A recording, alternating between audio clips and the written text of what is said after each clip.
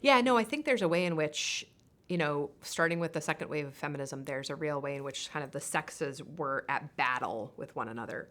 And all of Wollstonecraft's work was to see that you had to bring the sexes together, right? There was already a divide because they're different, right? And so, how is it that you bring them together? And that marriage does that, and especially a virtue-based marriage, right, where you kind of love the virtues in the other, and you really try to kind of accentuate them. So I think that there's a real issue of identity for men today. I think Richard Reeves has been one who has just brought this up in his new book of Boys and Men, but conservatives have been talking about this for a long time. And what I would want to see is a real discussion about masculinity that puts virtue first. I worry a lot about kind of a post-Christian masculinity put forth by someone like Andrew Tate, that could have imitators that could be really, really horrible for the good of women. Therefore, I still see, there was a time period probably 10 years ago when I thought I can just be a Christian and not be a feminist, because I thought,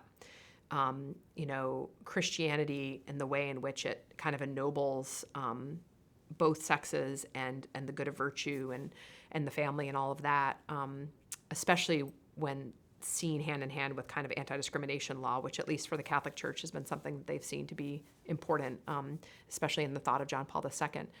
But there's been a shift away from sort of manliness based around virtue toward sort of a different kind of manliness, which I think comes out of this, well, it's the feminism, it's the one that feminists of the 1970s have imitated, right? It's kind of that worst possible man that's kind of brought up as this, what men are possible of, or what men should, imitate. And I think that's deplorable.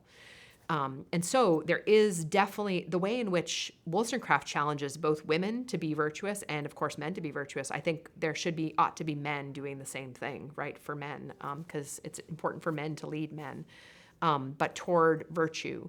I'm really a big proponent in sort of articulating this really carefully. I don't think there are different virtues for men and women. I don't think there are masculine virtues and feminine virtues. I think there's virtue. Why? For this, I think Wollstonecraft's taught me this, that virtue is an imitation of God, and God is a unity. And so all of those attributes of God we should imitate.